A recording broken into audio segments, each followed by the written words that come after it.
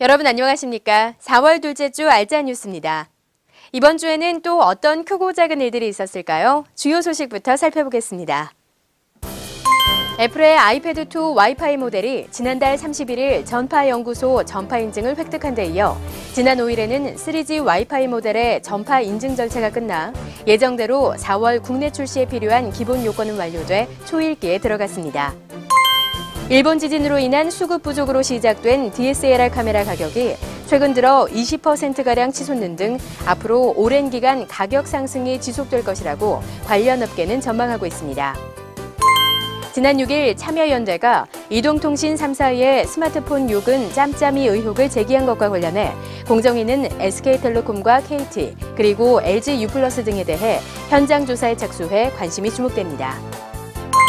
중소기업이 대부분을 차지하고 있는 국내 내비게이션 시장에 삼성이 계열사인 서울통신기술을 통해 삼성 브랜드 내비게이션을 출시할 예정이며 현대도 현대 MN소프트로 사명을 변경하며 브랜드 강화에 힘을 쏟고 있어 업계 판도가 어떻게 변할지 주목됩니다. 방송통신위원회와 지식경제부 그리고 문화관광부 등 3개 부처가 500억 원 이상의 예산을 투입해 스마트 TV 산업 발전을 위해 공동으로 나서기로 결정했습니다. 데이터 무제한 요금제 관련해 SK텔레콤은 지난달 31일 검토 계획이 없다는 공식 입장을 내놨으며 다른 통신사들도 폐지할 계획은 없다는 입장입니다. 하지만 국회나 방송통신위원회에서 트래픽 부하에 대한 우려가 제기되고 있어 당분간 업계와 소비자의 혼란은 끊이지 않을 것으로 보입니다.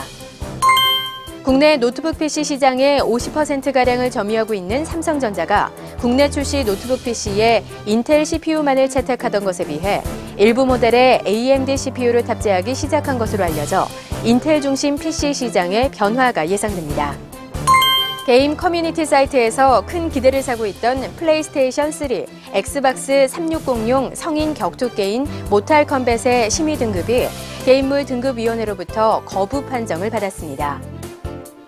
마이크로소프트와 일본 도요타 자동차가 클라우드 서비스를 접목한 스마트카 생산을 위해 자동차와 IT 기술을 제휴한다고 발표했습니다.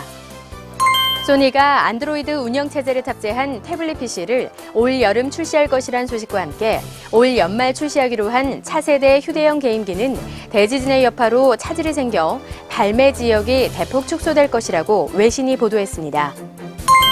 KT는 아이폰 등 스마트폰으로 콘텐츠를 이용할 수 있는 모바일 올레마켓 웹 애플리케이션을 출시했습니다.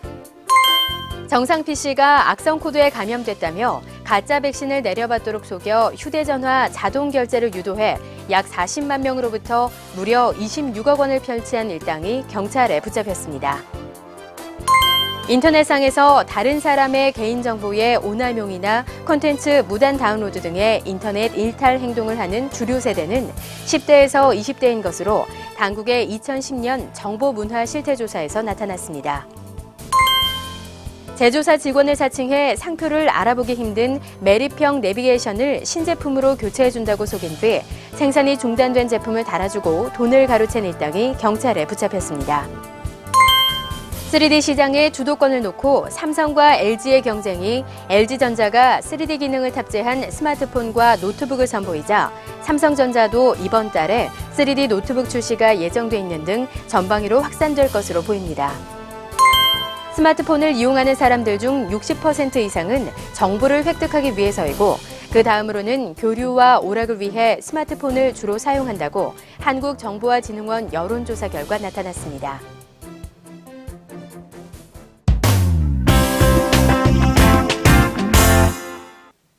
얼마 전 SK텔레콤이 아이폰4를 공식 판매하면서 경쟁사에 비해 통합 품질이 훨씬 좋다는 광고를 많이 내보냈는데요.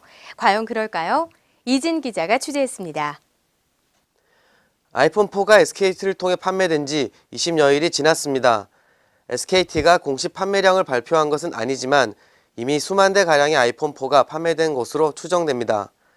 KT의 판매량보다 극히 적지만 아이폰5 판매량은 SKT가 앞설 것이라는 관측이 나왔습니다. 한 컨설팅 업체는 SKT의 통합 품질이 KT보다 나을 것이라고 기대하기 때문에 아이폰5는 SKT가 더 많이 판매될 것이라는 설문조사 결과를 내놓았습니다. 2G 서비스 이용 시 타 이통사에 비해 저주파수 대역을 이용했던 SKT의 통화 품질이 월등히 우수했기 때문입니다. 그러나 3세대 통신에서는 사정이 달랐습니다. SKT 아이폰4가 통화 및 데이터 통신 품질 면에서 KT보다 절대적 우위에는 있지 않은 것으로 나타났기 때문입니다. 3G 통신망은 전화와 무선 인터넷에 모두 이용됩니다. 때문에 특정 기지국에 사용자가 몰릴 경우 통화 불통이나 무선 인터넷 속도가 느려지는 등의 문제가 발생하게 됩니다. 휴대폰에 나타난 안테나 수가 최고치를 기록하더라도 겉보기만 그럴 뿐 실제로는 느린 3G망이 될 수 있습니다.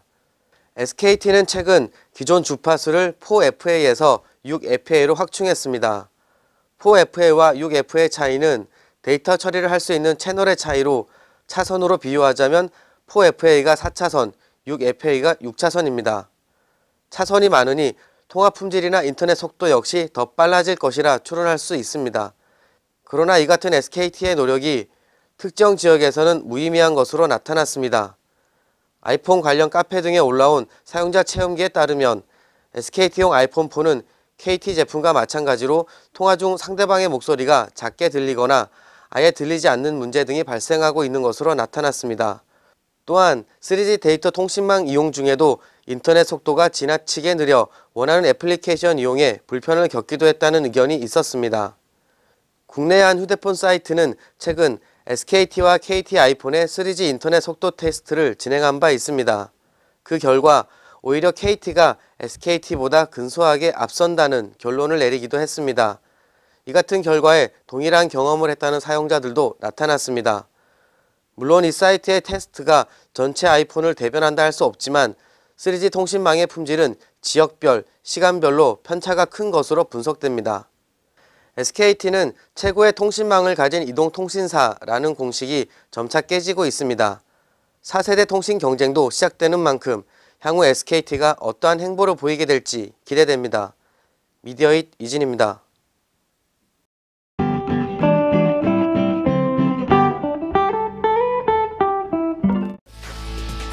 니콘은 지난 5일 회전형 LCD와 후 보정 효과 등의 편의 기능을 탑재한 보급형 DSLR 카메라 니콘 D5100을 발표했습니다.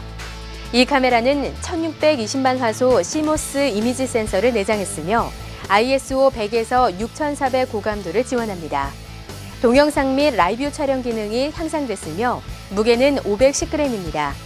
오늘 21일부터 판매가 예상되며 본체 가격은 $800 선이라고 합니다. 삼성전자가 안드로이드 기반의 보급형 스마트폰 갤럭시 네오를 출시했습니다. 이 제품은 안드로이드 2.2 프로유를 탑재했으며 3.5인치 화면에 300만 화소 카메라와 블루투스 3.0까지 지원합니다. 전면부에 카메라가 있어 영상 통화도 가능하며 LG U+를 통해 서비스된다고 합니다.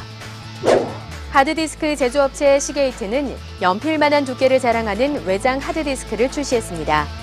이 제품은 2.5인치 모델로 9mm 두께이며 USB 3.0의 인터페이스를 지원하며 동작 속도는 7200rpm입니다. 오늘 알짜 뉴스는 여기까지입니다. 저는 다음 시간에 더 알찬 소식 들고 찾아뵙겠습니다. 여러분 고맙습니다.